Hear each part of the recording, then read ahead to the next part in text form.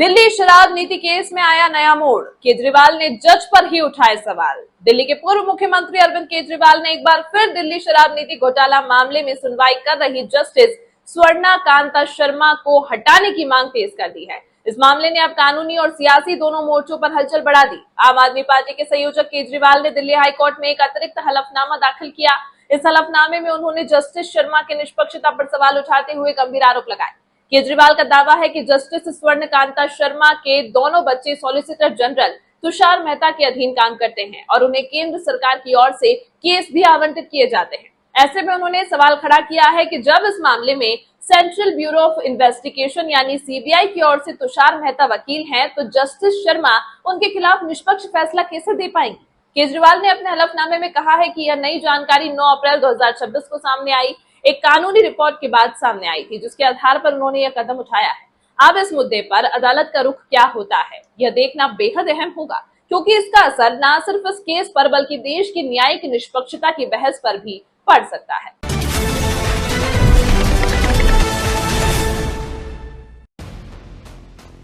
दिल्ली के पूर्व मुख्यमंत्री अरविंद केजरीवाल ने शराब घोटाला मामले की सुनवाई कर रही जस्टिस स्वर्ण कांता शर्मा को फिर से हटाने की मांग की है। दिल्ली शराब नीति मामले में आम आदमी पार्टी के संयोजक केजरीवाल ने दिल्ली हाईकोर्ट में जस्टिस स्वर्ण कांता शर्मा की अदालत में अतिरिक्त एफिडेविट यानी हलफनामा दाखिल किया है। इस हलफनामे में केजरीवाल ने दावा किया है कि जस्टिस स्वर्ण कांता के दोनों बच्चों के सॉलिसिटर जनरल तुषार मेहता के अधीन काम करने और उन्हें केंद्र सरकार की ओर से केस आवंटित किए जाते हैं। उनका तर्क है कि तुषार मेहता इस मामले में सीबीआई की ओर से वकील है, इसीलिए केजरीवाल ने सवाल उठाया है कि जस्टिस शर्मा उनके खिलाफ आदेश कैसे दे सकेंगी। केजरीवाल का कहना है कि यह हलफनामा 9 अप्रैल 2026 को सामने आई एक कानूनी रिपोर्ट के बाद दायर किया गया है। उनका आरोप है कि जस्टिस शर्मा के बेटे और बेटी केंद्र सरकार के पैनल वकील के रूप में कार्यरत हैं और उन्हें वित्तीय लाभ मिल रहा है। केजरीवाल ने इसे हितों के टकराव का प्रत्यक्ष मामला बताते हुए जज से मामले की सुनवाई से अलग होने की मांग दोहराई है। केजरीवाल ने अपने हलफनामे में आधिकारिक डॉक्यूमेंट्स का हवाला देते हुए कहा है कि जस्टिस शर्मा के बेटे ईशान शर्मा सुप्रीम कोर्ट के ग्रुप ए पैनल वकील हैं, जबकि उनकी बेटी संभावी दिल्ली हाईकोर्ट और सुप्रीम कोर्ट के पैनल में शामिल हैं।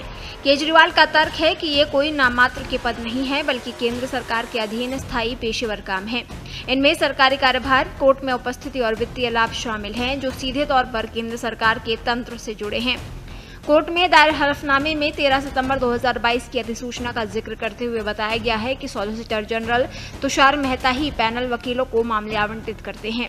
केजरीवाल ने कहा कि इस मामले में तुषार मेहता खुद सीबीआई की पैरवी कर रहे हैं और उनके खिलाफ आए डिस्चार्ज आदेश का विरोध कर रहे हैं। ऐसे में जब जज के परिवार के सदस्य उसी विधि अधिकारी के माध्यम से काम प्राप्त कर रहे हैं, तो निष्पक्षता की धारणा पर गंभीर चोट पहुंचती है। केजरीवाल ने सोशल मीडिया रिपोर्ट और आरटीआई से मिली जानकारी को भी अपना आधार बनाया है। उन्होंने दावा किया कि साल 2023 में 2487 मामले, 2024 में 1784 और 2025 में 1633 मामले जज के पुत्र को सौंपे गए थे। केजरीवाल ने दलील दी कि केंद्र सरकार के साथ ये पेशेवर संबंध जीवंत, निरंतर और ठोस है, न कि आकस्मिक। उन्होंने दस्तावेजों के साथ ये दिखाने की कोशिश की है कि इन लोगों का संबंध काफी गहरा है। केजरीवाल ने सुप्रीम कोर्ट की एक टिप्पणी का हवाला देते हुए कहा कि धारणा मायने रखती है। उन्होंने कहा कि सीबीआई को न केवल निष्पक्ष होना चाहिए, बल्कि वैसा दिखना भी चाहिए। केजरीवाल के अनुसार ये कोई साधारण मुकदमा नहीं है, बल्कि एक राजनीतिक रूप से संवेदनशील आपराधिक मुकदमा है। चूंकि वो केंद्र में सत्ताधारी दल के प्रमुख विरोधी है, इसीलिए उन्हें डर है कि इस स्थिति में उन्हें न्याय नहीं मिल पाएगा। आप संयोजक केजरीवाल ने हलफनामे में एक और महत्वपूर्ण बिंदु उठाया है। उन्होंने कहा कि जब उनकी रिक्यूजल अर्जी लंबित थी, तब भी अदालत ने मुख्य मामले में प्रभावी आदेश पारित किए।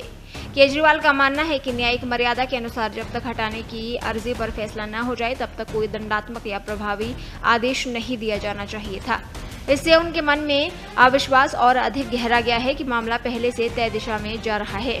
हलफनामे के अंत में केजरीवाल ने स्पष्ट किया कि किसी सामान्य निजी विवाद में शायद वो इसे इतनी गंभीरता से नहीं लेते, लेकिन इस मामले में जहां कोर्ट के सर्वोच्च विधि अधिकारी जज के सामने पेश हो रहे हैं और जज के परिवार के सदस्य उसी तंत्र से लाभ ले रहे हैं, वहां अविश्वास को अनदेखा करना उनके लिए असंभव है।